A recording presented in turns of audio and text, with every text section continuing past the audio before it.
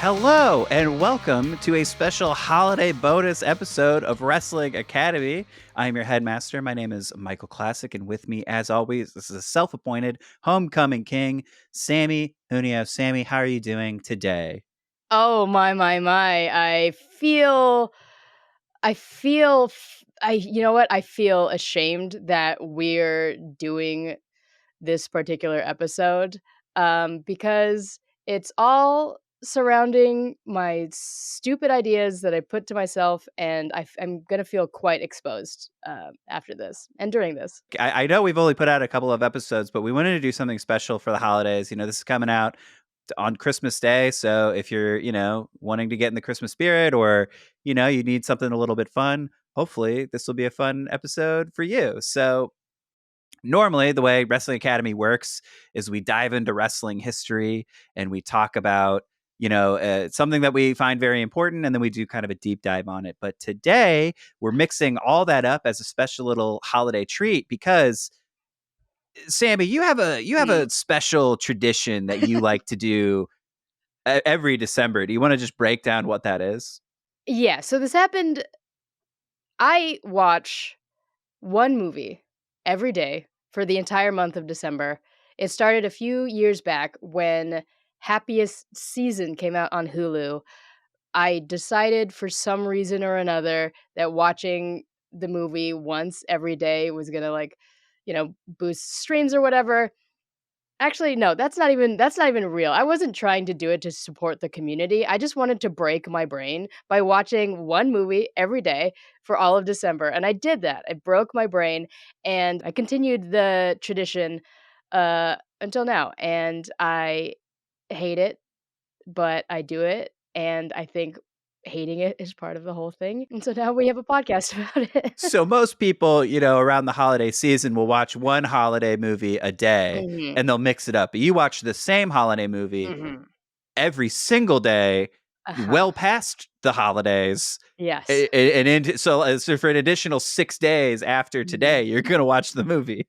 Yes, I'm good. It's not about, like, watching a good movie, it's not about enjoying myself, it really truly is about breaking my brain. Because nobody asked me to do any of this stuff, nobody asked me to watch Happiest Season every day, like, Clea Duvall wasn't like, "Hey, Sammy, We we need need the streams. streams on We need Hulu. We need you to cover my movie a bunch of times in a not so great light. Can you do that for me?"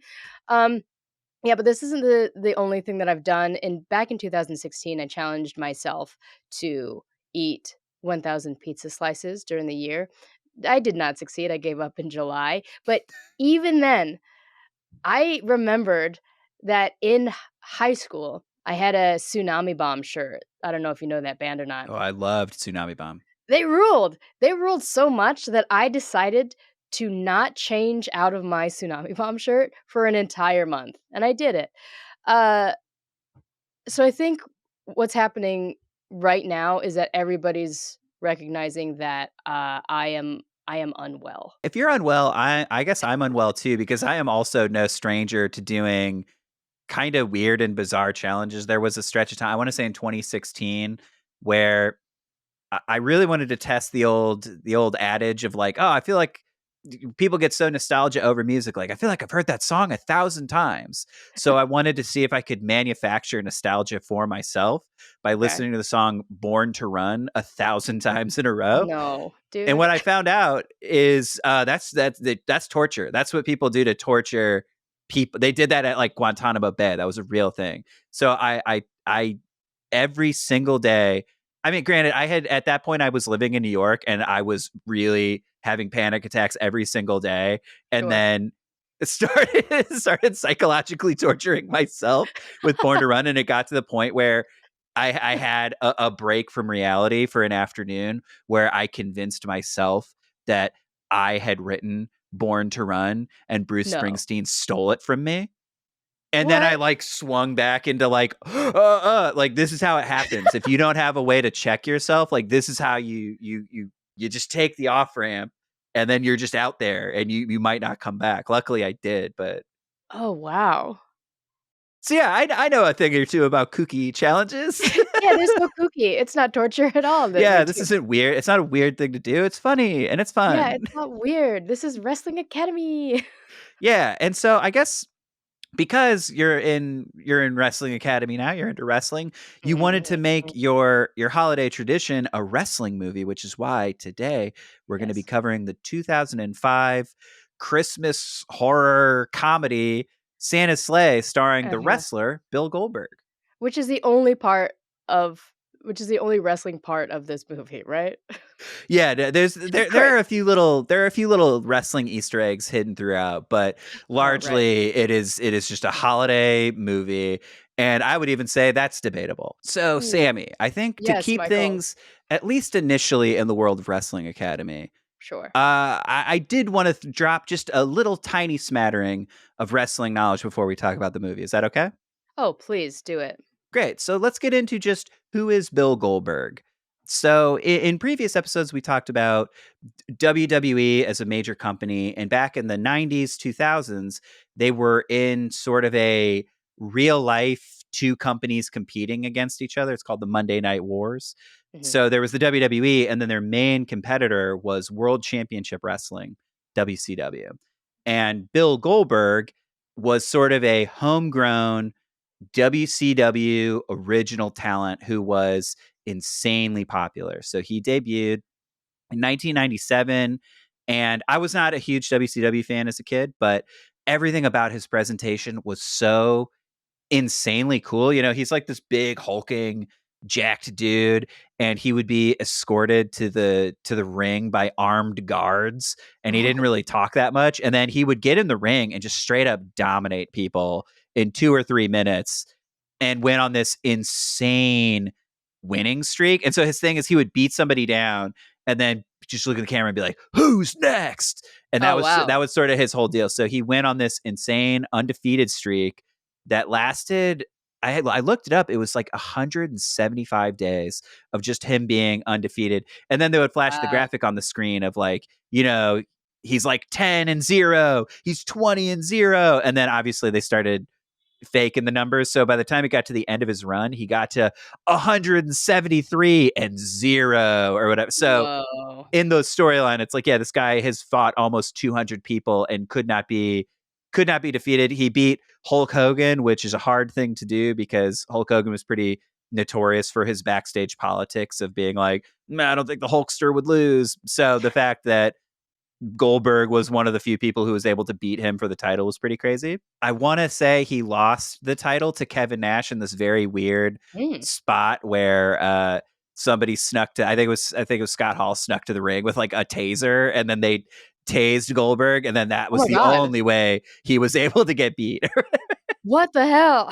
Yeah, so the late 90s, early 2000s WCW is pretty notorious for crazy creative decisions, and I so see. that was one of the main reasons, one of the main contributing reasons why they went out of business. And so Goldberg had like kind of an unsuccessful run in the early 2000s of the WWE, and then he kind of bounced out for about 10 years. That is generally where he's at in his career when this movie comes out, as he has just kind of had a somewhat disappointing WWE run where he kind of left in disgrace because it's like a whole thing. He was supposed to fight Brock Lesnar, and both of the guys were quitting and leaving the company, and the fans knew it, so they were fighting at WrestleMania, and the fans were like, "We don't give a shit. Both these guys are quitting."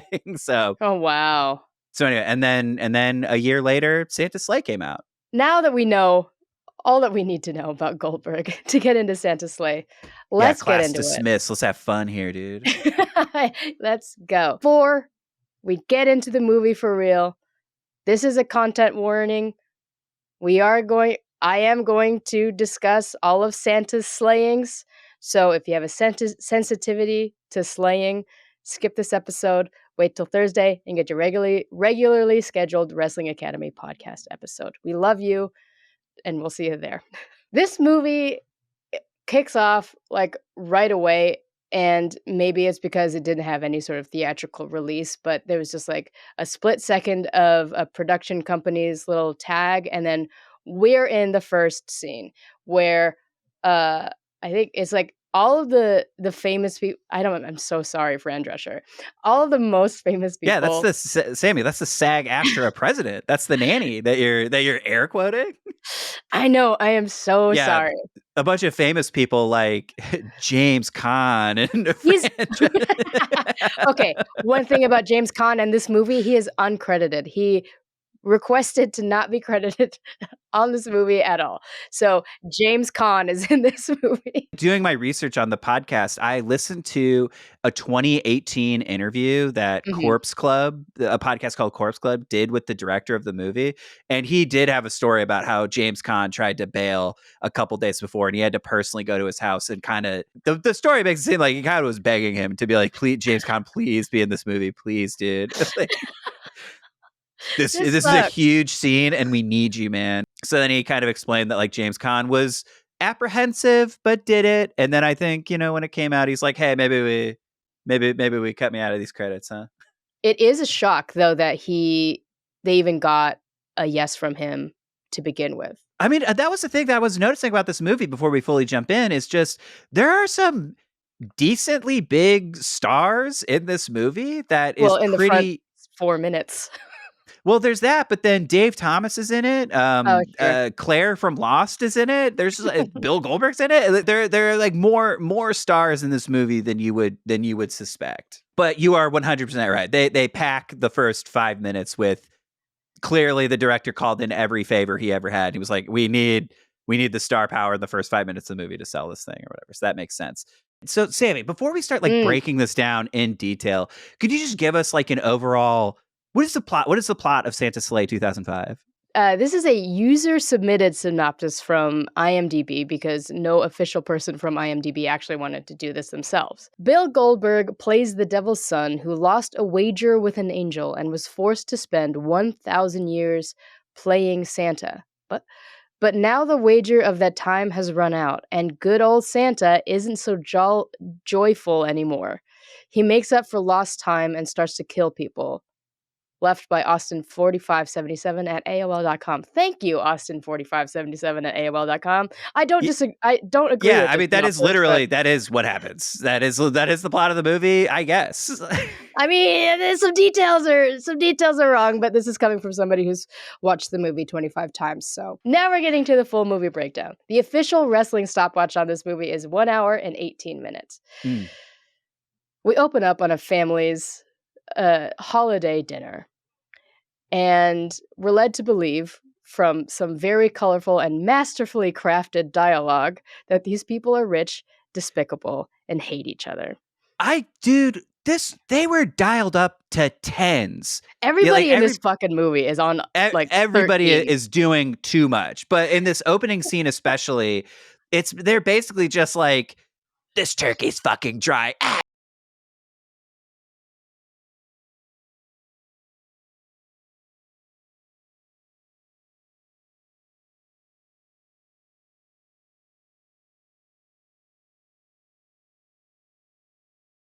James Caan of Godfather fame. But like, what was her name? Rebecca Gayheart is in this movie too. And she is married to Chris Kattan is in this opening scene, Mr. Peepers himself.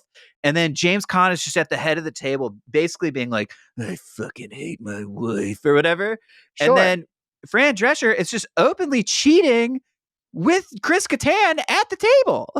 1 potato, 2 potato. Then Mr. Peepers reaches his hand under the table and just starts like fingering SAG-AFTRA president Fran Drescher. That happens in the first 2 minutes of this movie. If you like, was that on your holiday bingo card, Sammy? That you thought Mr. Peepers from SNL from Night at the Roxbury's was gonna finger blast I wonder if those SAG-AFTRA president? Fingerlings. That's great dialogue. I wish that had been in the movie, Sammy, but that wasn't. You know what?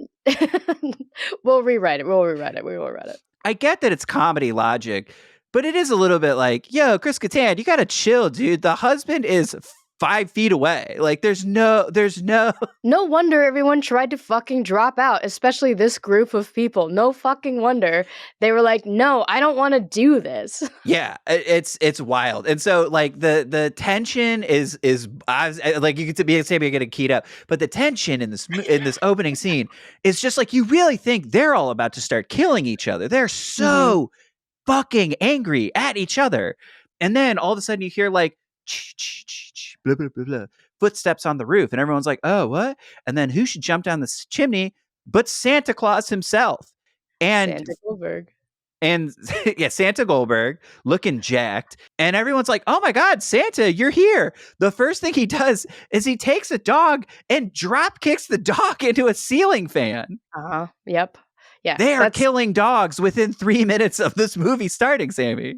yeah. The official wrestling stopwatch on booting the dog is 2 minutes and 46 seconds. And then he just starts going around the table and just starts decimating these family members. Oh yeah, he forward rolls onto the dinner table. He skewers James Caan's hands into the table, so he has to just like stay put while he just commits all this carnage on the entire family. My scarf is floating around. He's So I watching his family get annihilated, and he's just right, powerless to watch. of course, but he doesn't care. He hates his family anyway. Yeah.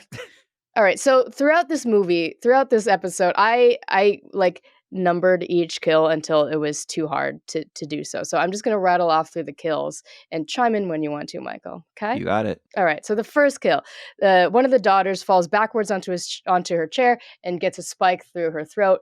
Pretty savage. Then Santa turns around and somehow sets Fran Drescher's hair on fire. But he doesn't kill her right then. He turns his attention to Chris Kattan, and Chris Kattan's like, "You want some?" And then goes, which I think is classic Chris Kattan stuff. This to me, this triggered the wrestling fan in me, because here's the thing: as being a wrestling fan, you watch a lot of wrestling, and a lot of times celebrities will invariably get involved in wrestling.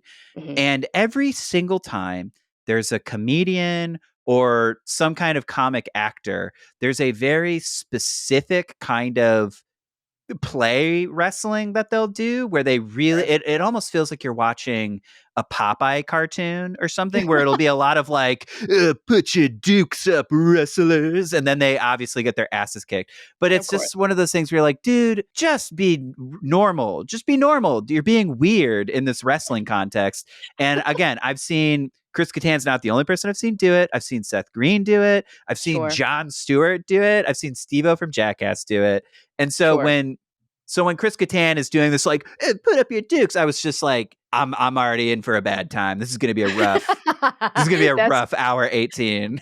That's where you turn on the movie is Chris Yeah, Kattan. that's where it really started. It got under my skin, and then it started festering, is what I'll say.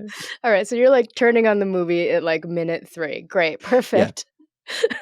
All right, so our next kill, the third kill, is Fran Drescher.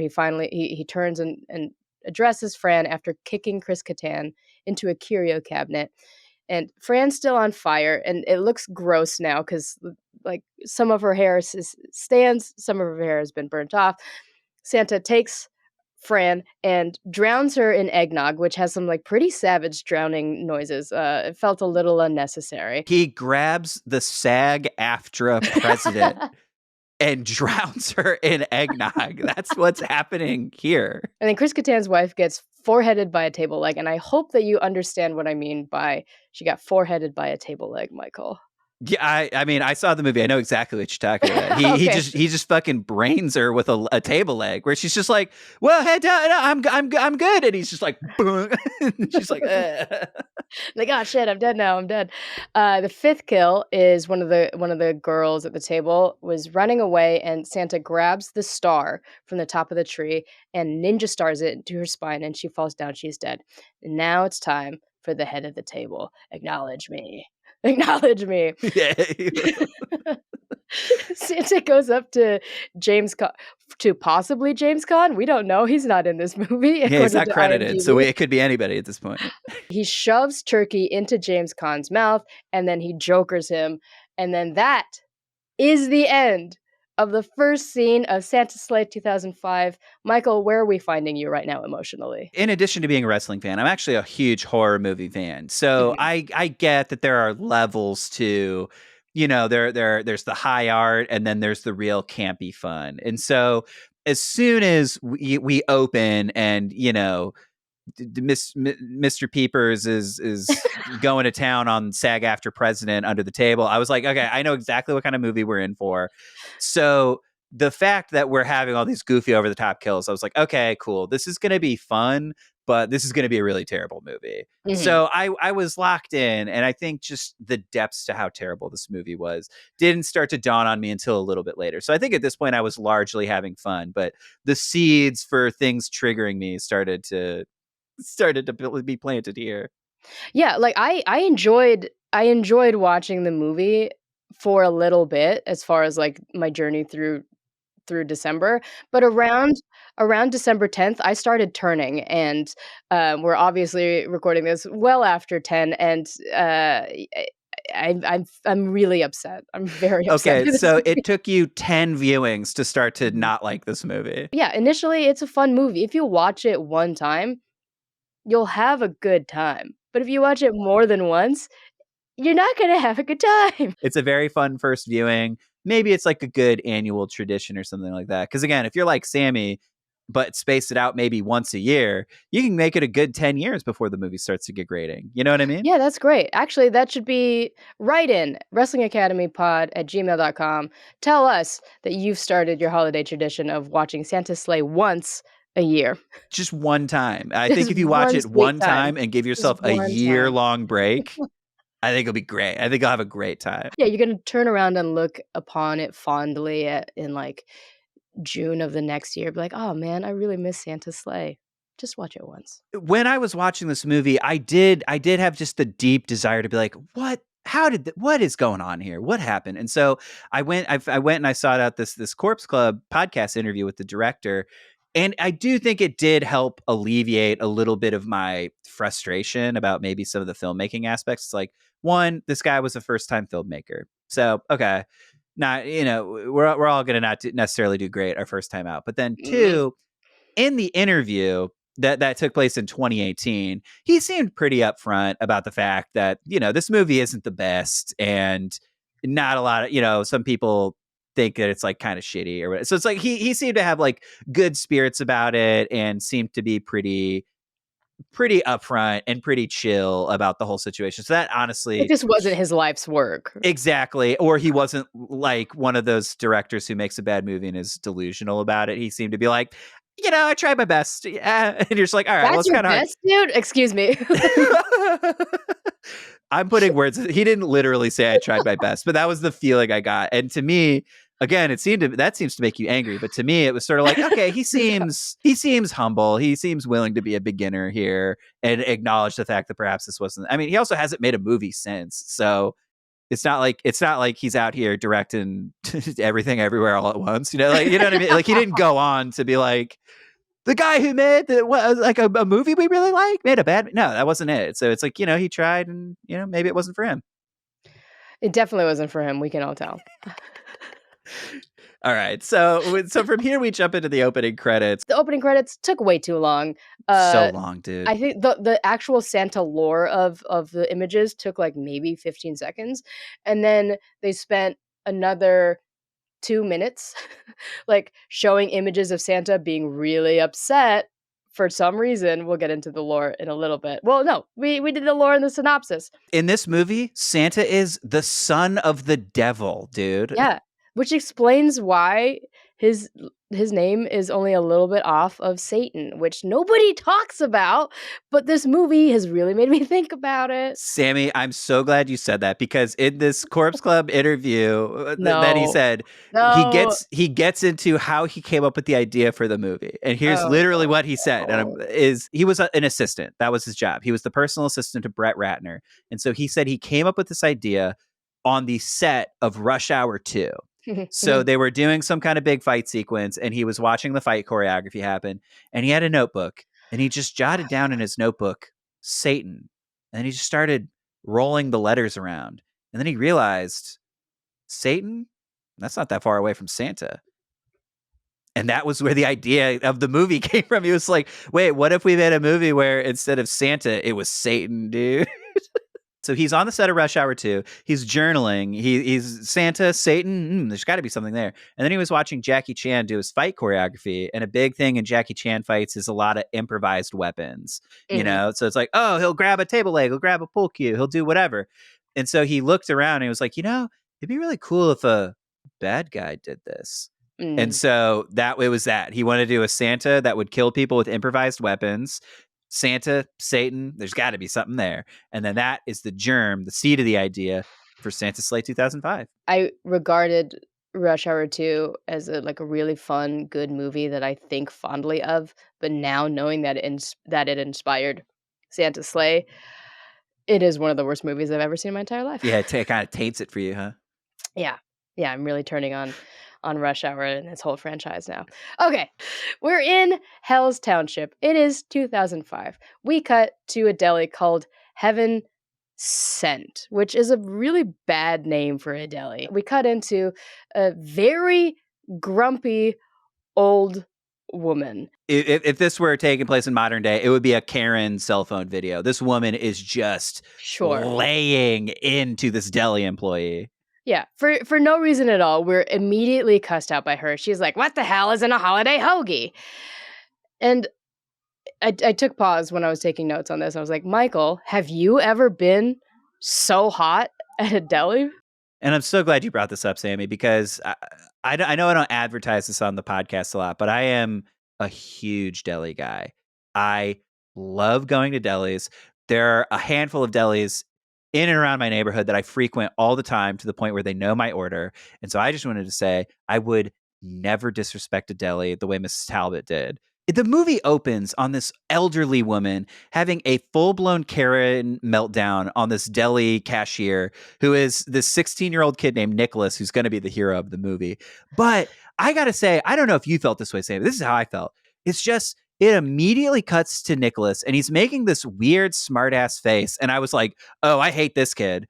Like I immediately I'm on nobody's side here. That dude got under my skin immediately, and I was just like, "Ooh, no!" She'd yell at this dude, yell at this kid. We find out from Mrs. Talbot and Nicholas's exchange that the townspeople think that Nicholas's grandfather is a kooky guy. Yeah, he's some weird Christmas hating recluse. That's kind of what we know about him. Right, and so finally, Mrs. Talbot thankfully leaves, but not after saying two things. One of them, she goes, "Thank you," and "Go fuck yourself." And right before she leaves, she addresses Mackenzie, who is the love interest in the movie. We're introed to Mackenzie by Mrs. Talbot saying, "What a fucking whore," and then she leaves. On her way out the door, she just like sees she sees Mackenzie, who's Claire from Lost, just sweeping up, and she's like, "Ah, fuck you!" It's like truly like, "Whoa, dude!" Like, why are you dragging me into this? I'm sweeping up. Like, it just cuts to her on the road, and she is swerving all over the place. Again, I think they're You can't trying to see do like her. an elderly people can't drive kind of joke. Like that's the Right. caliber of humor we're doing in this movie. So it's like this old woman, like top rope catch a vibe, swear while she drives, right? And then out of nowhere, Santa's sleigh descends, and he just like starts tailgating her, and he Mhm. hits her with the ludicrous like, "Move, bitch, get out the way," and then rams her car off the road and fucking kills her. And that's the seventh kill of the movie. Good night and Merry Christmas, Mrs. Talbot. Yeah, she's done, dude. No one's ever gonna mention her again, dude. She met her fiery end because she was going nuts on these holiday hoagies.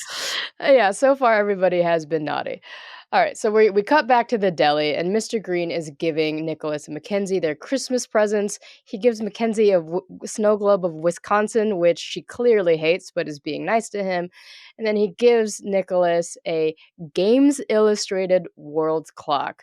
What a nice guy, and what a couple of gifts. Most of the things that happen in this movie do not become a thing, but the one thing No. super important, Nicholas gets a world clock. Yeah, a Games Illustrated world clock from Mr. Green. Wow. Before they leave, Nicholas plays a circle game with Mackenzie, which is a thing where like you do this and then a person sees it or whatever. Michael, do you know the rules for real? Yeah, as somebody who went to an all boys Catholic school, I am very familiar with the circle game. So basically, what happens is you make a circle under your waist. That's important. So if you can Okay. get somebody to look at the circle, then that gives you the ability to guilt free punch them as hard as you can. So I guess this is a good time for me to ask the question, Sammy. Are Mm. Mackenzie and Nicholas dating in the movie? I know that they're dating, or at least there's an interest from Mackenzie at Nicholas because she's driving him home in her truck, but she smears toothpaste or something across her teeth, which is like, "Oh, okay, you're International hanging out with a sign. boy that you like. Yeah. This is this is what the girls do." So yeah, I think that they're an item or could be.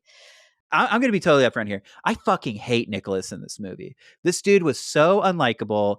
And I personally found myself, again, just like what you said, like obviously, yeah, we got Mackenzie, Claire from Lost, Emily Draven, right? She, great actress, but I do think is like a better actor than Nicholas is. So she's really good at conveying that she's interested in him. So the whole time I was like, oh, cool, kind of a fun love interest thing. And he's like kind of oblivious or something. But as the movie progresses, you just see Mackenzie fucking throwing herself at this dude only for him to like scream at her, play the circle game with her, and you're just like, I think Nicholas is a fucking psycho, dude. Like, and so I guess that was my one question for you. Do you think Nicholas in this movie is a murderer? Like, do you think he's a sociopath like for real?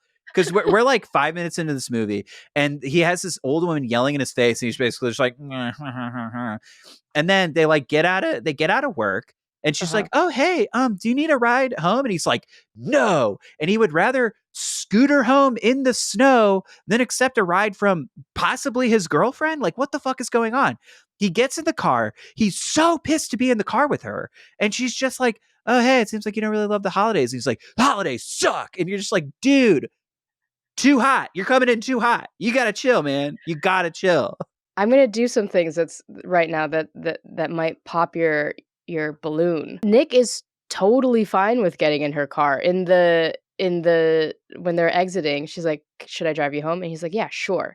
And then he puts a scooter in the back. So he's totally fine in her truck. And this possibly is just how you've received the movie, and then I've watched it so many times that I know exactly what's happening, and I'm so sorry to Mm. tell you that he wasn't pissed about taking a ride from Mackenzie. Sammy, I want to pull up the movie right now because this You is can. important to me. You Okay. can. Well, I think we both can. Yeah, she doesn't say. Sure. See, she doesn't say anything about Hanukkah. You got it tuned to the great one, 99 FM.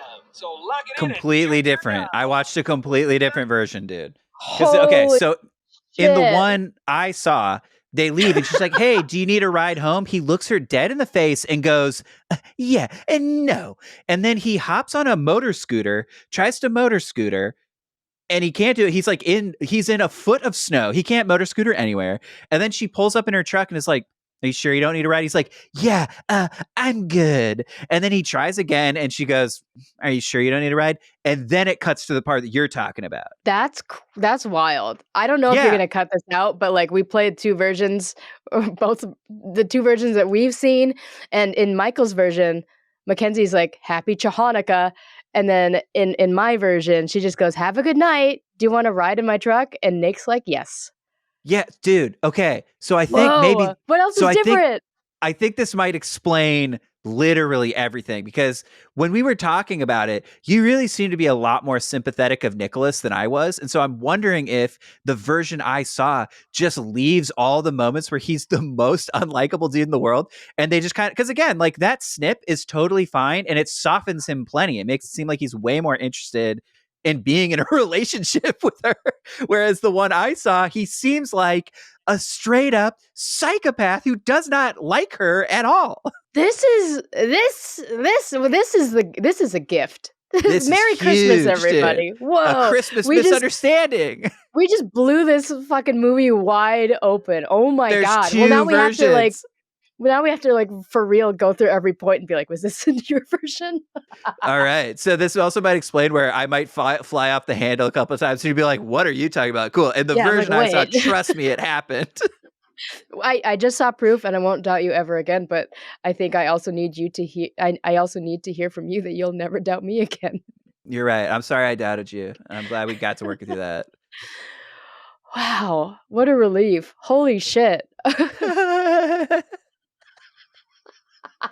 I'm curious to know, like, if you watched the director's cut or if I did. I don't know. Because mine is, like, way cleaner, even though it's still awful. Yeah, I don't know. So wait, were there no titties at the strip club in yours? Oh, there's definitely titties at the strip Okay, club. great. Okay, so we're synced up on the Yeah, key they're details. all fake, but they're definitely all titties at the strip club. Okay, interesting. In hopefully both versions of the movie that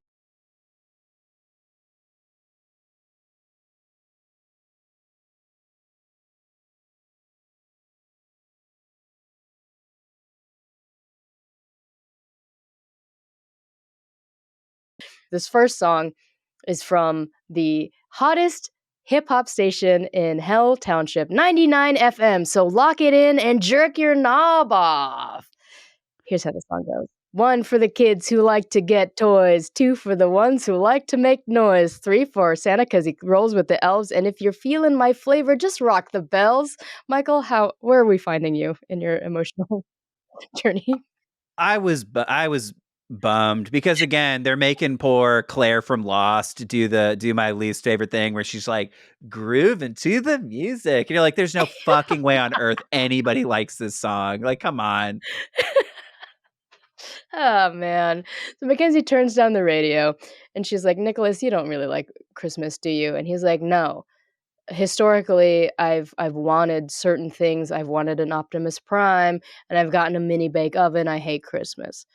Which is like what a dumb, selfish reason to not like Christmas. This is kind of what I was talking about when I was talking about Nicholas being a maniac. Because in this scene, at least in the version I saw, right, Sure. she's making an effort to be like, "Hey, you seem down around Christmas. Like, what's going on?" And then it's just him being like, "Fucking, I never got the fucking toys that I wanted." He's never like, "How are you? What did Yeah. you want? You seem like you like Christmas." You know what I mean? It's just like he's just this weird charisma black hole, and he's just so self.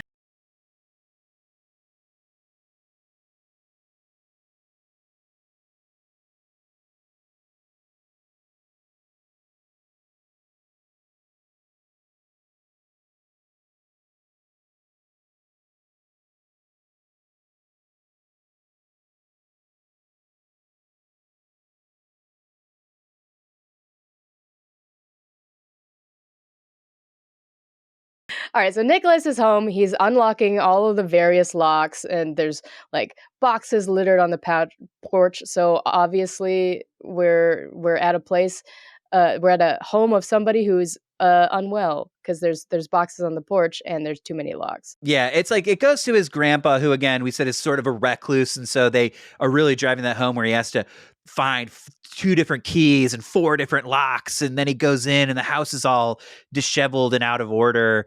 Heads down to the basement, and then this is the only this was kind of weird to me because this movie is not at all presented like any sort of horror movie or thriller, but they have this tense, like, is Santa Claus gonna jump out in the basement? It's like basically everything we know about Santa Claus in this movie is if he wants to kill you, he'll just come to you live and direct and fucking kill you. Like, he's not gonna Yeah, he's a sneaky hide guy. anywhere. You know what I mean? Yeah. He's No. coming for you. Yeah, he wants to kill you. He's ready to slay. So they're doing this drawn out him being like, I gotta go in the basement. And then of course it's his grandpa down there, right? Yeah, we get introduced to Grandpa, which is how the actor that played Nicholas decided to fucking pronounce his grandpa is grandpa with an M and a UH. I can't believe it. I hate this fucking movie. So Grandpa jump scares dumbass Nick, and the first line is, "Oh, that's the second box of light bulbs I dropped today." Like, why are we saying any of these things? I hate this movie so much. It truly is. Here's what it felt like to me is, and I don't know, this is probably not a universal experience, but it's like you and I, we're both comedy adjacent. You know, Sure. we know and hang out with a lot of comedians. And so there's a time Right. where you just meet somebody who is not funny, who Mhm. has the confidence that thinks they're really funny. And Mhm. then whenever they do comedy, it's shit like this, where it's like, it'd be funny if he's like, this is the second box of light bulbs that I dropped today. That's not funny. That's like what somebody who works. That's like office humor. You know what I mean? Like that's not. Yeah. That's what salesmen think are funny. No, hey, no offense to our salesmen out there. Yeah. Cut this. Yeah, keep selling, keep ABC. Yeah, I believe in you. But in the version I watched, salesmen are cool, and I regret what I said. The version I watched, the salespeople are actually quite nice. Yeah, they're Michael? actually really chill, and I'm sorry about what I'm sorry. I am sorry. Okay, Look, we're so keyed up. We're keyed up. yeah. So back in the movie, we see that like the grandpa's like a weird inventor or something. He Uh-huh. makes a lot of kooky inventions. Mhm. He does it's like a Walkman, but with vinyl discs. And then he makes a nutcracker gun, or what was this? It was a nutcracker that shoots chestnuts, and Grandpa tells Nicholas that chestnuts can explode if you don't puncture the skin before heating them up. And then Nicholas immediately demonstrates this by firing off this chestnut that shoots out and ricochets around the basement like a bullet. We are also introduced to another motif that uh, Grandpa doesn't like when Nicholas takes the Lord's name in vain. Keep that in your Yeah. hearts, please. Hmm. We also Yeah. discover that Grandpa has had a bunker this whole time, and Nicholas is uh, incredibly shocked by this. And I feel like you're also shocked by this, like, a lot. I think this is one of the few times that me and Nicholas kind of sync up on this. If a loved one of yours just Mhm. is just like, oh, let's just like Sammy, we haven't hung out in a while, and it's like, oh hey Sammy, I built a doomsday bunker. Okay, cool. I would be like, if you said that to me, I'd be like, Sammy, is everything cool? Like, why a bunker? What are you worried about?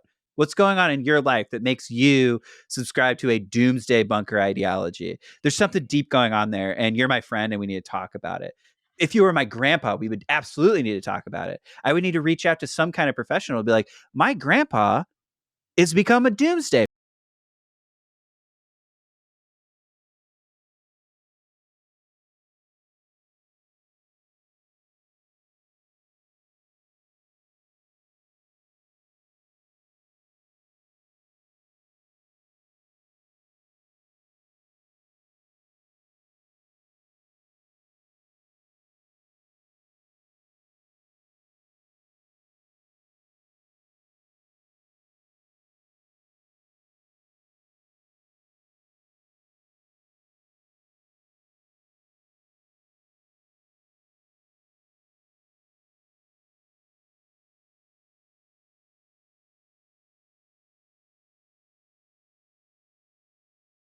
Tethered to the real world. If I'm just Nicholas and I'm walking in and my grandpa's like, yeah, I know I've invented some pretty kooky stuff. You want to see a real invention? And it's a fucking bunker. I'd be scared. I would be scared. That's just me though. Fair.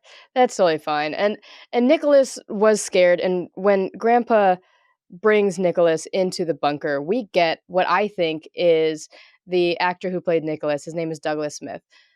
I feel like this line delivery, this like moment, is actually like Douglas acting his hardest Yeah. in the movie. Cause like here's the line. He's like,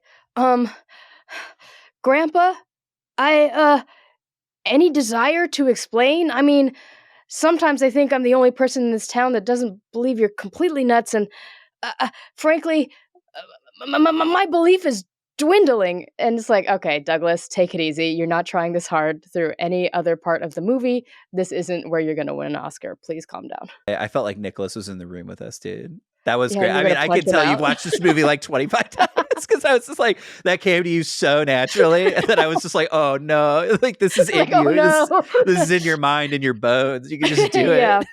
So Nicholas is like, Grandpa, okay, maybe everybody's right. Maybe you're crazy. Grandpa's like, I don't give a shit. Whatever. I want to be safe. I would rather be safe than be dead.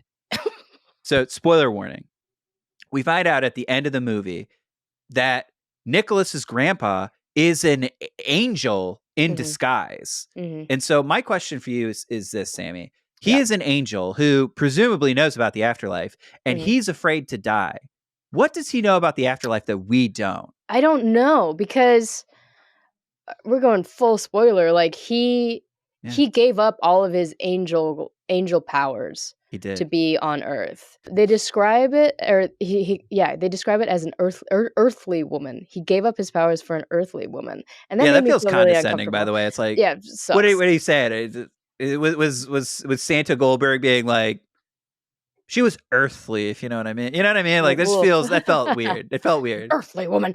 I don't know what he knows about the afterlife. I feel like the end. Well, let's not get too spoilery. Yeah, But, I'm just saying, if you're an angel, I wouldn't be afraid to die. Why not? right, you're just gonna go back up with your pals. Yeah. Right? You were on Earth and now you get to go back up. Also, he's 1,000 years old and he hasn't died yet. Like what? So that was your first thing. What was your second thing that you wanted to talk about right now? All right, so this is the point, honestly, where this fucking movie broke me.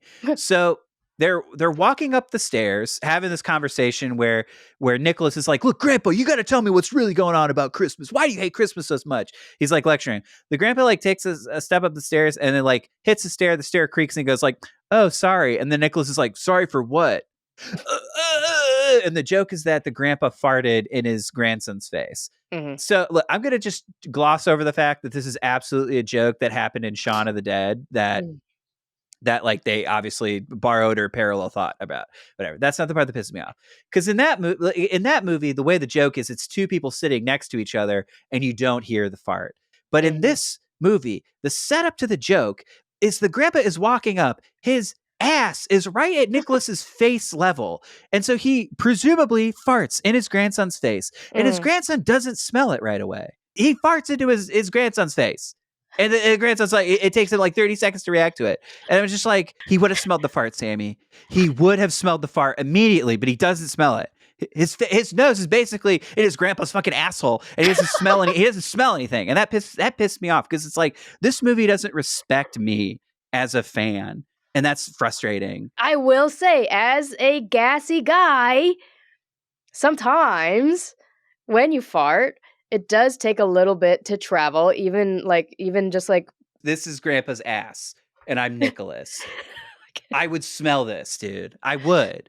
He's too close. He would feel it. He would smell. He would fucking taste it at that point. Like, his nose is in his grandpa's ass. He's got like, pink eye from his fucking grandpa's ass. I don't know why this is what got to me, but this is where I was like, I really feel like, knowing all of the things that you've had to endure in your version, by now you have boiled over. So it makes sense that this fart, so egregious in its own way, got you. That was the one where I was like, all right, cool. Goodwill's gone, dude. Let's fucking go, movie. I turn into fucking Chris Kattan and I'm like,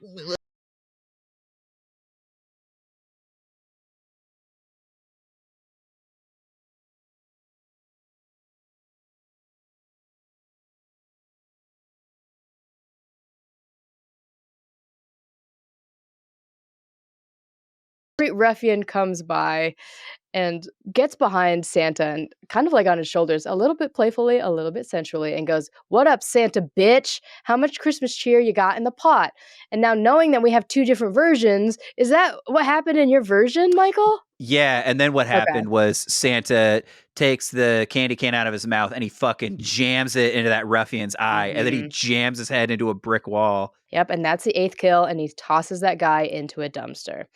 And then we kick it right back to the house where Nicholas is getting to the bottom of Santa Claus with Grandpa. So Grandpa goes into a secret safe. So not only does he have a secret bunker, he has a secret safe with a secret Santa book inside of it. He's telling Nick the lore of Santa through this book that I feel could have been, there could have been more time spent on making this book look better and Norsier. It's pretty vital to the movie, because it basically explains the entire Santa Claus lore. The thing that I found funny is, like, jumping back to this podcast interview that I heard with the director. Sure. There was a point where the interviewer was like, "Yeah, so I noticed there was like a lot of like Norse mythology in this movie. Was that intentional? Were you pulling on any real lore?" And you could watch the director being like, no. Goldberg is jacked, and That made me think of Vikings. So strong Santa, Viking. That's why I did it. The fact that this movie sits you down and for like 2 minutes straight just talks some absolute fucking nonsense to you Mhm. is wild. So, Sammy, get into what is the Santa lore of this movie? The Santa lore is that there are actually two Immaculate Conceptions. One, we have God and Mary, and on the other hand, we have Satan and a virgin Erica, and Erica gives birth to Santa.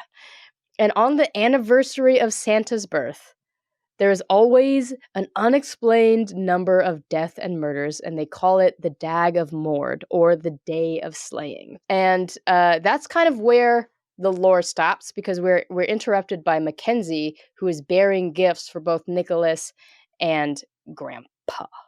She listened to their conversation from the car, and it's like, hey, I know you said you always wanted a Transformer when you were a kid, so I got you a little something. And hands him a wrapped gun. But again, she shows him that like the gun opens up and it was a Transformer. So she like listened to him, and the same night managed to make his childhood dream come true.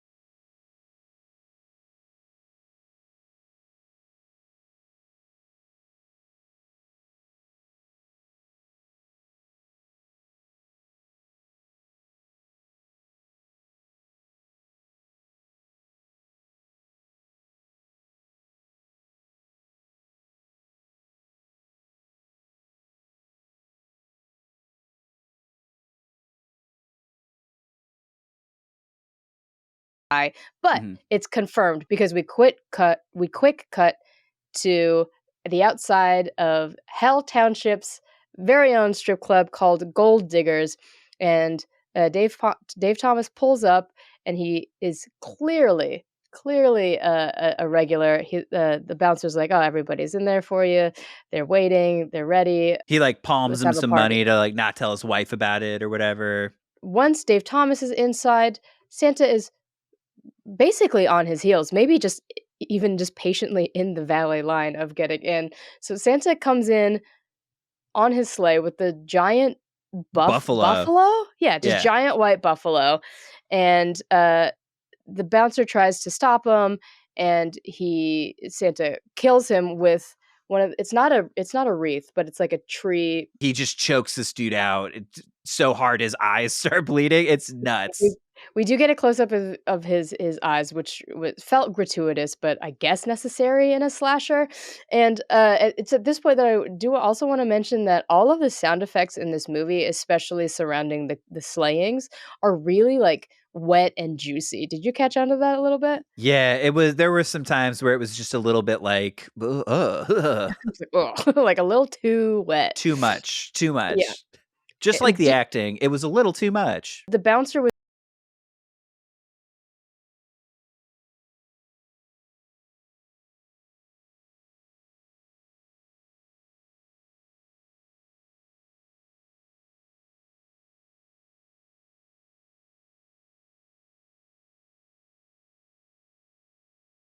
like, hey, this is my Santa Claus. I finally found him. So he sees him at this dinner, and he's like, hey man, I'm sorry to be the Hollywood guy, but I've got a script for you. It's called Santa's Sleigh. And then Goldberg, who is he is a very prominent Jewish wrestler. And so he's like, according to the director, is like, you're telling me I get to play Santa Claus and I get to kill people? I'm in. Oh my and God. then that's how Goldberg came aboard. And so he, Really? by all accounts, according to the director, was very stoked to be in the movie, very stoked to be a killer Santa Claus. And I think this scene is letting him have the fun that he wants to have, because boy, oh boy, does Santa Claus go fucking nuts in this strip club. So Santa's slaying in the strip club. We're hearing "Come on down to Pussytown." He says "ho ho ho's," and then immediately forcibly kisses a stripper under some mistletoe, Like which is grabs the back of her head. It's like a like it's nuts. yeah, it's not good. And that kiss just triggered a security guard to approach Santa, and then the massive slayings begin. So this is the 10th kill is the security guard who goes after him after he kisses his stripper. And the security guard falls onto a bar and like falls onto a bartender's knife, which feels like an accident, but I guess the timing was correct. So the 11th kill is a security guard randomly has a pickaxe inside the strip club, and he comes at Santa, and Santa counters it, and then the pickaxe ends up in the guy's forehead, which that one gave me pause, and I had to pause the movie at this point several times just to come down off of the sound effect of that. The next kill is the stripper pole kill, which he starts fighting with it like a big old staff, but he doesn't impale with the pole like we think. He kicks the pole into somebody's hands, and he grabs the pole, and then Santa kicks the pole up into just like some electrical wire, and the guy is electrocuted by the pole. That I feel like that's the most creative kill in the movie. So there's a group killing, and I lost track of how many people there are. But Santa takes a piece of coal, he blows on it to make it red hot, and then he kind of like rolls it along the ground like a grenade, and it doesn't explode, but it sets everything on fire. And then so the whole place is ablaze. He leaves the strip club. It turns out the buffalo ate the valet, and Dave Thomas, the priest, was saved from death because he snuck out the back, because every sleazy guy always knows when to leave a bad situation. We cut to Grandpa, Nick, and Mackenzie at the house. Grandpa's like, "Oh, yikes! I'm so tired. Let me just leave you two alone for." It really the seemed like he was evening." giving him the green light to be like, hey, Grandpa's Yeah, I going to mean, bed, so whatever you teens get up to. yeah, Grandpa's been around for more than 1,000 years. He knows how to key up some. I know, real guardian angel move, you know what I mean? Nice foreshadowing there. So this is the point where Nicholas is like, I don't know what he's doing. He's just like, "Huh, you think my grandpa's freaking nuts, right?" And And she's she's like, like, no, I wouldn't say "Nah." he's nuts. Maybe just a little bit odd. And And then that, then Nicholas snaps. yeah. And he's like, oh, you think my grandpa's odd?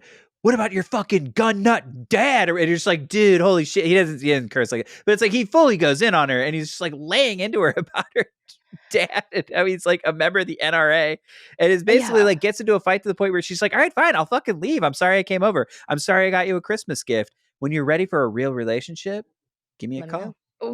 What a reaction from Nicholas. And I just I have no words for him right now, which is great, because instead of spending more time with Nicholas, what happens is Nicholas picks up the book, the Santa Claus book, and he starts reading it because he's fluent in Norse. And we are treated to the biggest surprise of all. We're treated to a claymation stop animation sequence. We get into the second half of the lore. So the lore we have so far, Santa Claus, Satan's son.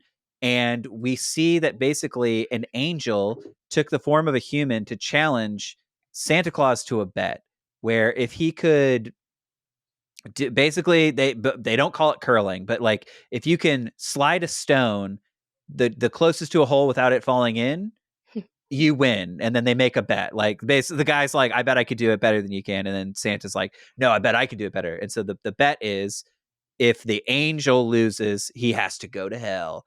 But if Santa Claus loses, he has to be a nice guy for 1,000 years. Yeah. So the whole premise of the movie is that the Santa Claus that we know, who gives people presents, is only doing it because he lost a bet. And so Yeah, now, begrudgingly. yeah. And then basically it's like Nicholas slams the book and he's like, oh, it's 1,000 years ago today. That's right, folks.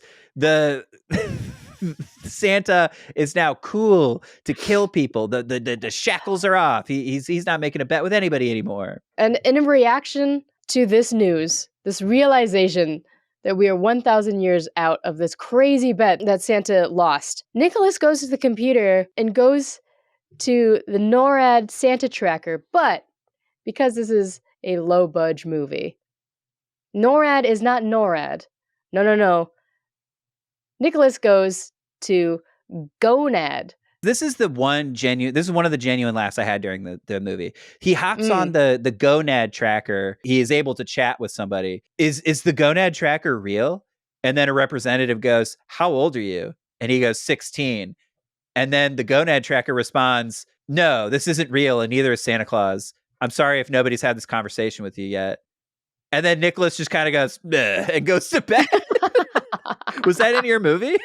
Yeah, that was in my movie. Okay, cool. Because that was like one of the few genuine laughs I had watching the movie where I was like, solid move, dude. When Nicholas goes, "Bleh," and shuts his computer or turns off his computer.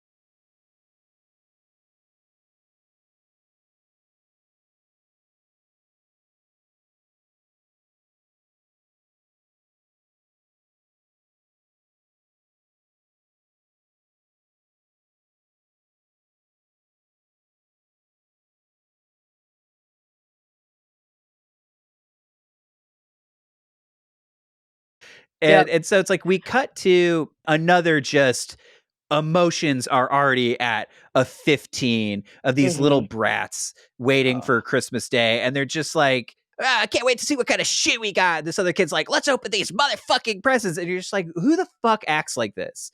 Who the fuck thinks people act like this? It's insane. It's truly a nightmare scenario. And I forgot that after the strip club, we're just going to call it that Santa has killed 19 people on screen for us. And I mention this because we're about to see 2 children's heads be blown off by their presents, giving us kills number 20 and 21. Michael, what the fuck is happening? As soon as those kids jumped in being like, I can't wait to see what kind of shit we got, I was like, okay, these kids are about to bite it. I didn't know they were going to blow up, and then we were going to cut back. Yeah, we cut back to them, and it's as though we're watching a cartoon where it's just like, these 2 kids explode. We never see or hear from them again. Well, why would we? They're dead. It's true. The Santa sleigh is for the living. That much we know. That's true.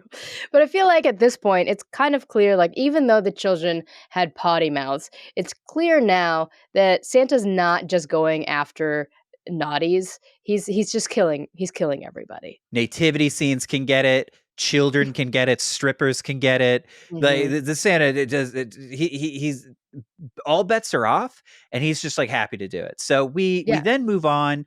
Christmas Day sermon. The pastor from the strip club who escaped is now doing this weird sermon where it's like he's clearly playing the fact that he was there, but he has to pretend like he's real moral, and he doesn't get down with sex work, even though we have video evidence that he does. Yeah. And then we go to the bakery for kind of one of the most random and unnecessary murders in the whole movie, where it's like, so Santa's been marauding around all morning, just fucking killing whoever. And then he knocks on the door, and it's just like this very nice deli owner who's just like, oh, hey, Santa, like, we're closed. And then he just like keeps knocking, and then the guy's like, all right, hey, Santa, like, there's a restaurant open literally right across the street. Why don't you get on there? Santa kicks open the fucking door and then just like starts trying to fucking kill this guy. Yeah. He's to slay. He's ready to slay. It's the Dag of Mord, dude. Yeah, it's the Dag of Mord, and Santa Claus hits Goldberg's finisher. He spears through a deli case, spears Mr. Green, the owner of the deli. And then Mr. Green is Jewish, and so he picks up a menorah off the deli counter and impales Mr. Green on the fucking wall. And you just watch him be like, And then he walks away, and then Santa walks away eating coleslaw or something. I don't know. I think that was the only kill that really hurt my feelings, where I was just like, what did Mr. Green do? He got everybody get. He was so nice. All he was doing was cleaning his deli machine on Christmas Day, and then Santa fucking kicked open the door and killed him. Yeah, I really feel like this is the point in the movie where the filmmaker is like, Yeah. all right, it's everybody's on the line right now. So right before Santa leaves the murder scene, the camera pans to the wall, and we see him see a picture of Nicholas, Grandpa, and Mr. Green. I also really thought it was kind of cute that they put slices of pepperoni or deli meat and cheese on Santa's coat because he did spear through the deli case. I thought that attention to detail was really nice. Yeah, we have a lot of criticisms. We have a lot of criticisms about this movie, but the attention to detail, top notch. Top notch, top notch. So Nick is nowhere near Heaven Sent. He's in a gas station, and he overhears on the radio that there has been a bout of vandalism at Heaven Sent. So he's obviously super concerned because he loves Mr. Green so much. He gave him a world clock, and so he rushes over. Beats the cops to the scene. Yeah, on his fucking scooter. Okay, he goes into the deli, and Mr. Green is unfortunately still hanging there. And then Nicholas just starts tampering with the crime scene. He's like, Unwedge we gotta the get you that. menorah. Like, let me get my fingerprints everywhere. Let me, so the cops can't do their job, right? Oh wait, Mr. Green is still technically alive. So there's like a jump scare moment where he's like, Nicholas, Santa Claus is alive, or whatever. Yeah, he goes, there is a Santa Claus. And then Nicholas goes, I thought you guys didn't believe in him. And then you're like, Nicholas, timing, dude. This is where I'm like, this dude's a ghoul.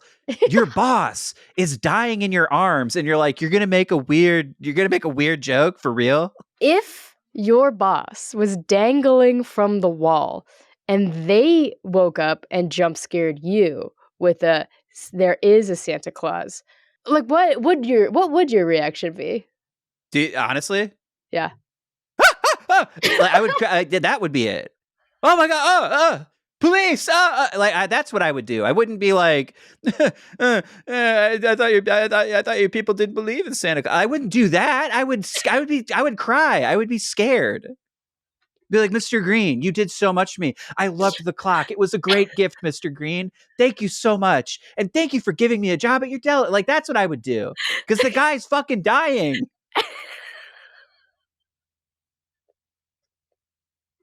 Okay, yeah, you're right. The police do show up and could not be more weird and bumbling. They end up like seeing Nicholas there, seeing him tampering with a murder scene, and are basically like, you know what, we got to haul this kid in for questioning. So they pull Nicholas into the police station. He immediately just gets dragged into the chief of police's office, who's this guy who's dressed up like Santa Claus. Mm-hmm. And like Nicholas is in there immediately cracking jokes, and then it then tries to hard pivot into like, chief of police, Santa's real. He's like, Santa's real, and there's time zones, and we don't have enough time. And I'm like, when he comes up with this right in his office. He's right. like, look, as far as I'm concerned, as long as we can make it till 7:00, we'll be okay. And you're like, where was that? And he just made this up. And like and on now the believes, way to the police station after seeing Mr. Green die, he's like, yeah, actually, it's time zones. Yeah, the way to beat Santa, time zones. Like, it's not in the lore. He truly makes it up on the spot. And he says this to the chief of police, who, again, I'm going to be honest, rightfully doesn't believe him. Yeah, absolutely. And he kind of, the chief of police actually sends him on his way, and he gets a hard knock on the door. And guess who it is? It's Santa Goldberg. And he picks up Captain Cock and tases his genitals. So he tases Captain Cock, and then he turns to leave, and he's already killed everybody else in the lobby that we saw. So we're up to 26 kills now. We cut to Mac and Nick in her truck, and Nick is finally like, "Oh my God, Santa's real. We've got to do something about this." And then we hear a police car come after the truck, and there's a whole bunch of cock puns here, and I hate it so much. But it turns out it's not cock in the car, it's Santa. And Santa gets out of the car and the kids speed off, and Santa runs after the car and jumps into the truck's bed, and Nick is inside, like fumbling with the gun. Clearly, he doesn't know what to do with it, and Mackenzie has to go through driving the car very, very fast while also trying to tell Nick how to shoot a gun or how to load a shotgun and stuff. And I'm like, Nick, you actually are incredibly, incredibly useless. Did it make you feel good to see him bumbling around with a gun like this? Just watching the amount of emotional labor Nicholas is putting on Claire from Lost, being like, "Hey, drive the getaway car," and like, my boss just died. I don't know how to load a gun. It's like, oh, you didn't feel that way when you were fucking cracking jokes with the chief of police, dude. Like, you need to Yeah. get your shit together, dude. Like, I see what you're all about, man. And it's like, I've been where you were at. Get it together. That's all I'll say. Get the fuck together, Nicholas. They're on this whole chase. They drive to the only place they know is safe, the only place that has a bunker they can get away from Santa Claus. And so they drive back to Grandpa's house. They go down into the bunker, and then basically the Grandpa's like, "Did Santa follow you? Did he know that you're there?" And then they're like, "Yeah, unfortunately, like Santa Claus definitely knows where we're at." While they're down in this bunker, Christmas carolers show up to the house. They're like, "Oh no, we got to warn these Christmas carolers. We got to let them know that like they're not safe." And so right before they can warn them, who's at the very back of the pack? Good old jolly old Saint Nick. And he starts laying waste to these goddamn Christmas carolers, dude. Like, this scene was fucking wild to me. It was a lot, and he was throwing the bodies onto concrete, and we still get these like wet like landing cracks, and I'm like, okay, I get it. These people are dead. And we're at 37. We're 32 kills at this point. He methodically kills these Christmas carolers. Yeah. He chases them down into the bunker. And he's like bashing the door, and they're like, "Grandpa, what are we going to do? How do we get out of here?" Mm-hmm. And there's like a secret escape tunnel, and they have snowmobiles that they're going to make a getaway on. And so here's another thing that I noticed, right? So the grandpa is fleeing the scene. Mm-hmm. And then Nicholas immediately, as soon as he sees that escape hatch, doesn't give a shit if Mackenzie's okay. He just immediately goes in there too. And then like she has to follow in tail. And then they're going through the secret escape tunnel. And in the version I saw, they have like a quiet moment where she's like, "Hey, Nicholas, I'm really scared." And he's like, "Hey, well, we just have to last another 2 hours." She's like, "Yeah, I'm still scared though." And then he's like, "Okay." And then like that's the end of the scene. I was like, dude, she is reaching out to, like, there are so many bids of connection that she's trying to make with you. You will lose her, Nicholas. You cannot be this this negligent with people's feelings, Nicholas. It kind of feels though to me that if you were an angel, Mac would have been your earthly woman. Would I give it all up to marry Claire from Lost? Yeah, probably. Absolutely. I mean, especially in 2005. That was like peak Claire from teenage Lost. crush. Peak teenage crush for me. Claire from Lost. So they're in the garage now, and they're getting ready to snowmobile out of there. But Santa cuts off their getaway, and then he's having a showdown with Grandpa. They exchange a few things. Grandpa basically calls Santa fat, which there's a weird, like, I don't know how many times it happened. In my version, there are several references to anytime somebody sees Bill Goldberg as Santa, they're like, "Whoa, you're looking especially fat this year, Santa." And I think it's supposed to be a joke because he's a bodybuilder, you know, like, but to me, every time it just felt so weirdly flat where you're like, I think I get what you're going for, but this sucks, I think. I don't know. Yeah. Turns out this movie sucks. Yeah, it turns out not very funny, this movie, unfortunately. It tries its best. The grandpa is basically like, "Kids, get out of here. I got this." And then he has a showdown with Santa while the kids are getting away on snowmobiles. Yeah, and Grandpa is charged by the big old buffalo, and he's run over by the buffalo, and Santa goes over and then fucking stomps his head in? He stomps the grandpa's head in. And at this point, we've already spoiled it, but at this point, we didn't know that the grandpa was necessarily coming back. As soon as I saw the claymation sequence and they showed the angel, I was like, okay, go, the grandpa's like an angel. Okay, great. Yeah. So to me, I wasn't that shocked, but it's played as like, the grandpa's dead. Oh no, he's never coming back. No, the grandpa fucking farted in his grandson's face. Like that, god damn it, Come on, dude. then. Yeah, let's keep going. I can't think about the fart too much. All right, so now we get a chase scene between the snowmobile and Santa's sleigh, and yeah, you really gotta suspend your disbelief that Santa's sleigh wouldn't move faster than a regular fucking snowmobile because he's like just trailing behind them. He almost gets close. We've seen how fast this sleigh goes. It could go so fast, but in this sequence, it's just like, whoa, Yeah, he's catching up. he's just toying with the kids. I feel at this point because he gets right behind the snowmobile, and then Mackenzie gets an opportunity to dish out one of her two hard punches, and she punches the buffalo in the nose, and it really bugs me because at this moment they reveal that the buffalo's nose glowed red like Rudolph, and I'm like, why?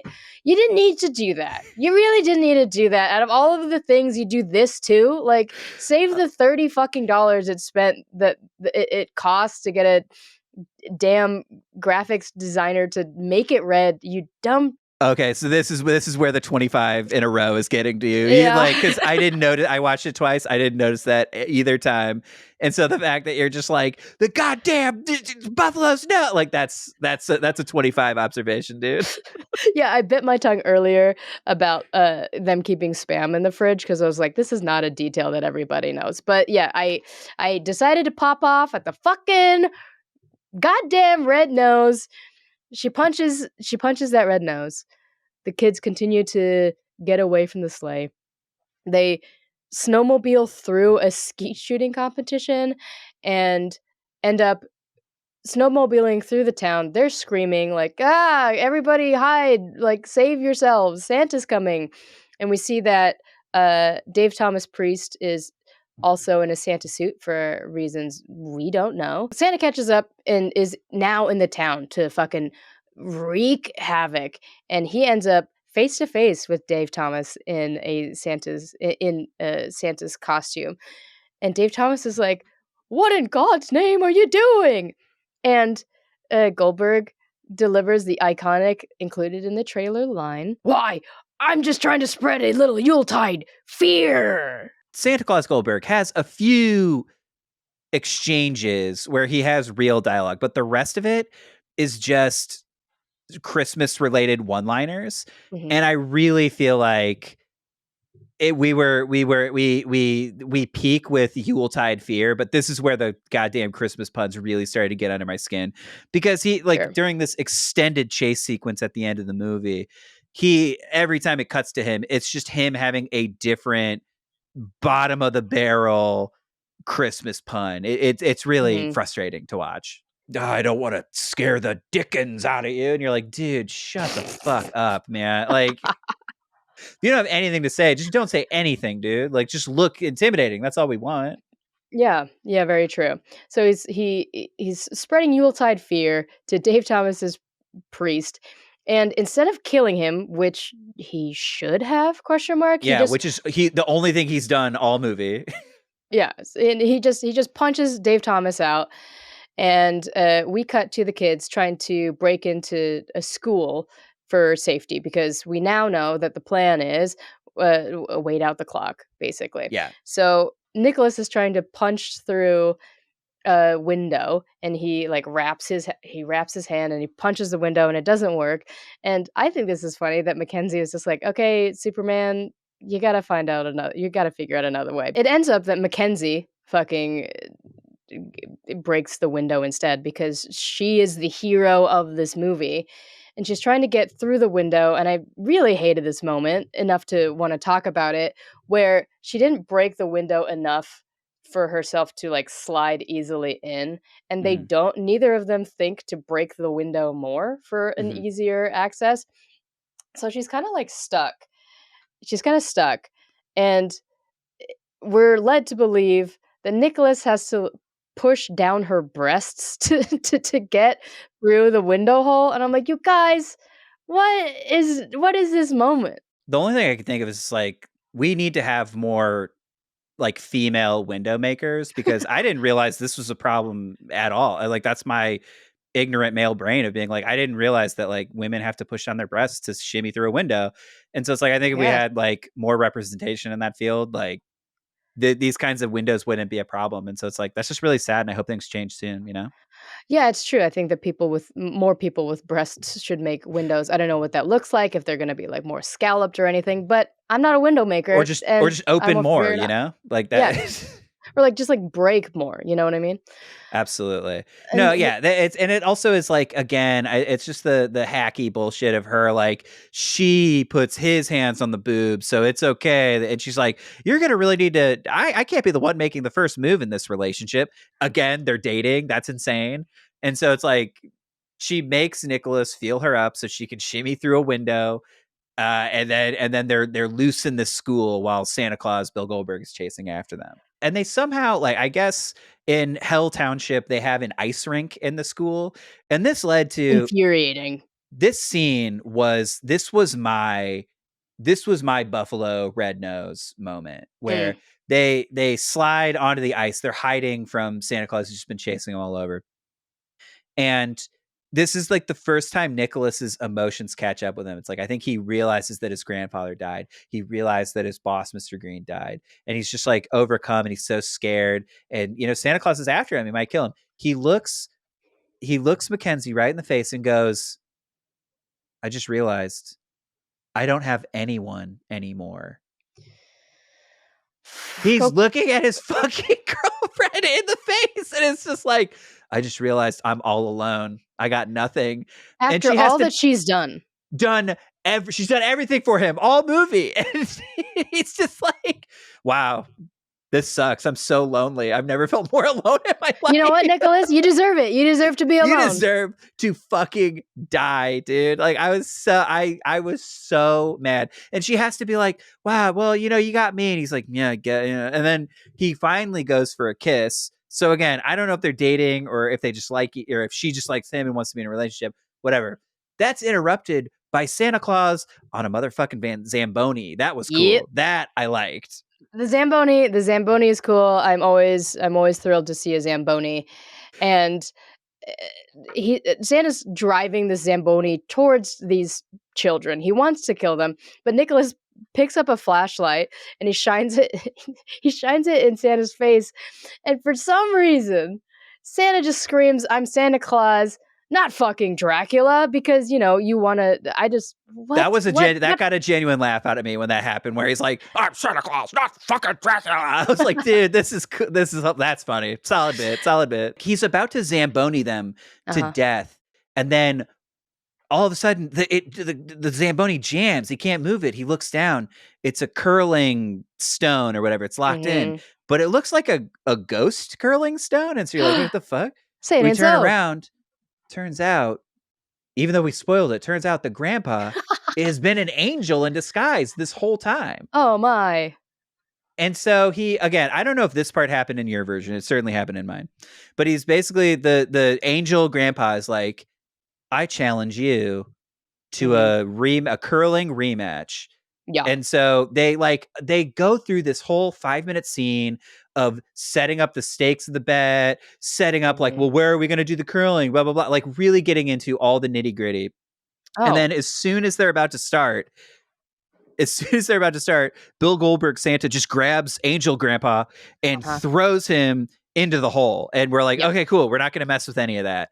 I was thankful the movie didn't hinge on a huge curling scene to end things. But at the same time, I was just like, why are we wasting my time? While they're going through their wagering and like the slog of the rules of curling, Santa reveals that he knew where Grandpa was all along because of because of a letter that Nicholas sent to Santa one year.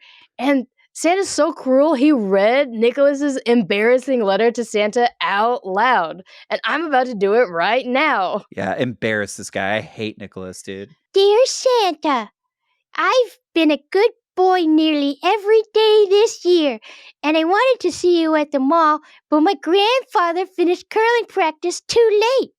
I don't think he really wanted to go, so I'm writing you this letter to tell you what I would like for Christmas. Can I please have a mini bake oven? Sincerely, Nicholas Yulson. He wanted a mini bake oven this whole time? Unbelievable, dude. Nicholas, who are you, bro? Yeah, it's like, I don't even think Nicholas knows who he wants to be. But right now, it's midnight. And it's right when Santa turns to the kids. And the kids are like, ha, dude, you can't do anything to us. It's midnight. It's not Christmas anymore. We're safe. And Santa goes, you fucking dummies. The poles are where all of the time zones converge. So, baby, Christmas is over when I say it's over. And he shoots a fireball at the kids. And Nick counters the fireball with the fucking chestnut nutcracker. And it shoots Santa right above his titty, I think. Mm-hmm.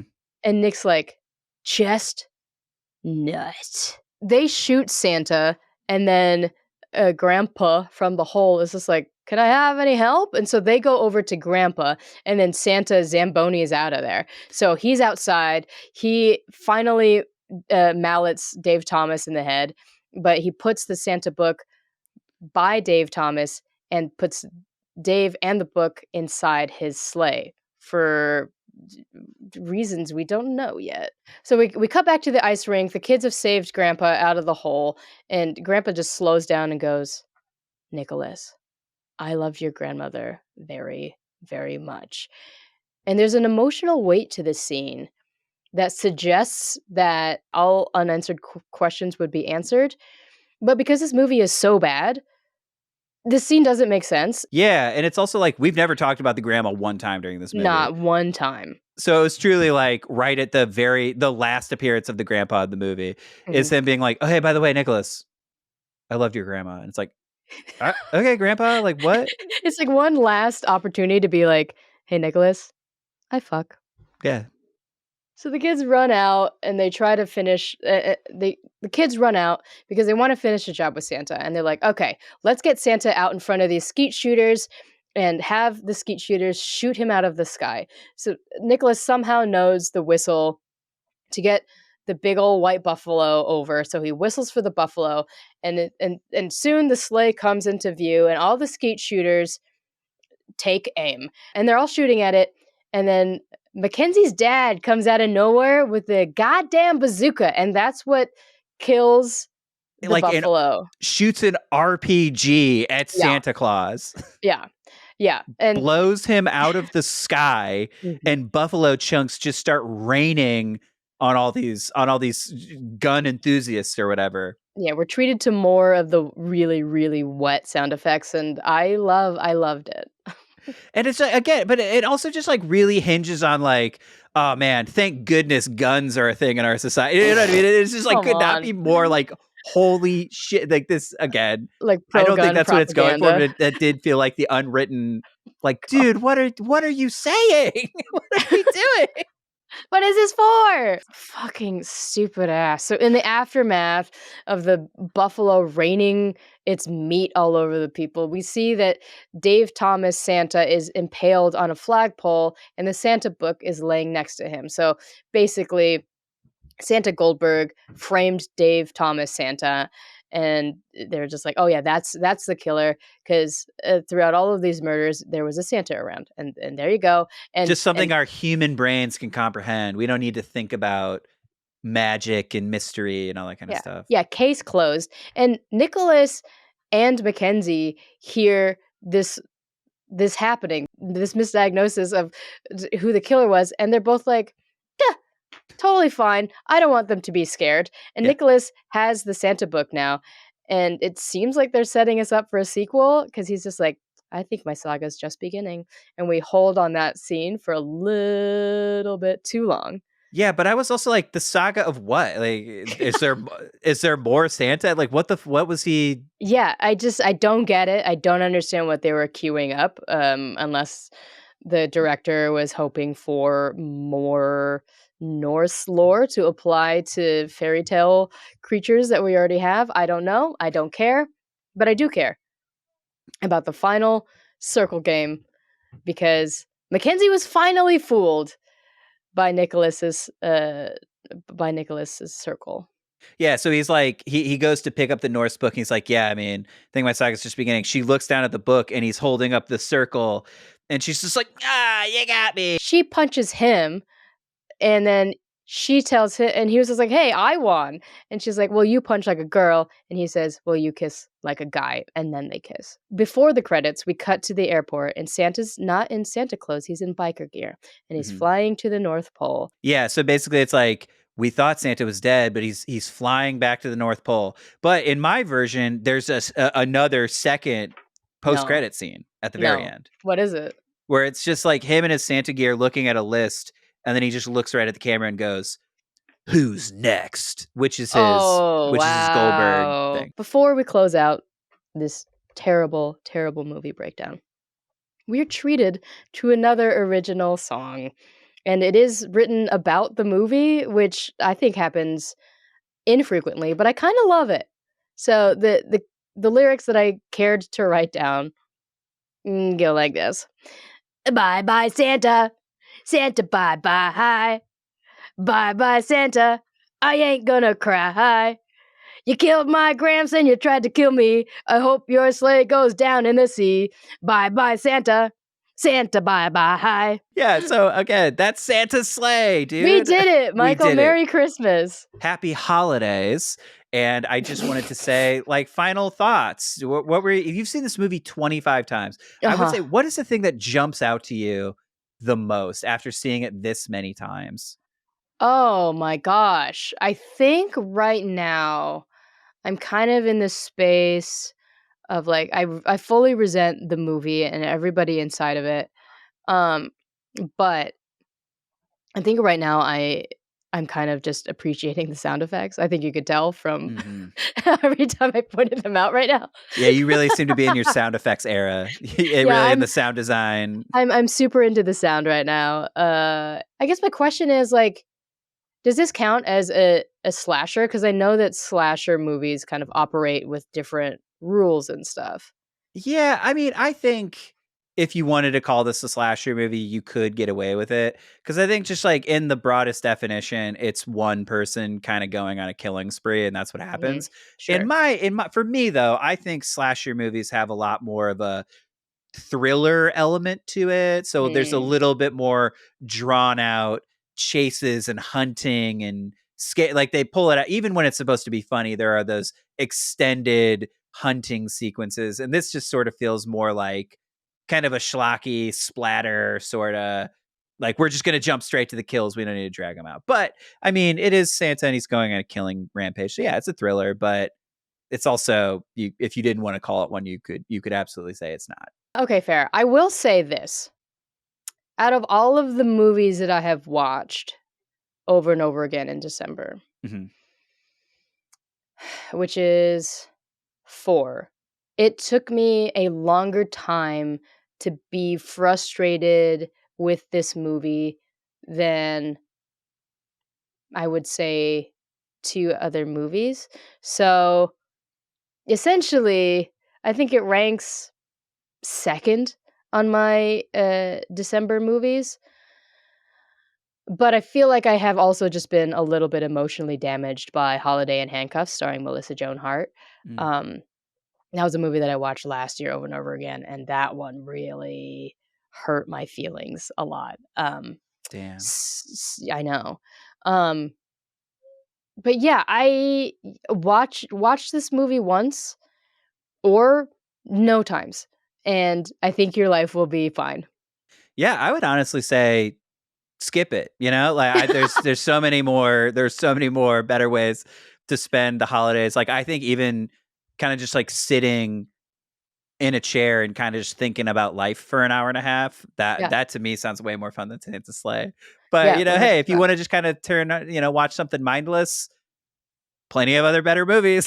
So definitely do that. I was really trying to be like, how if you're alone on the holidays and you like horror movies, there are better ones. There's no way I can recommend this movie to you. So it's like if any of what we said piqued your interest, or if you had seen it and you liked what we did, then we appreciate you hanging out with us. But if you're on the fence about whether or not to see it, I can wholeheartedly say it's a skip for me. Yeah, skip it. Honestly, skip it. Watch wrestling. Definitely watch wrestling. A lot more fun. And there are definitely better Goldberg matches that you could check out. There's one fact about the movie that I do want to mention right before we leave. I have a fact too that we can Okay. maybe end it on. Because we've been. You do your fact, and then I've got one, and we can maybe end it on a high. Okay, great. My fact is that the title of this movie in France was Very Bad Santa.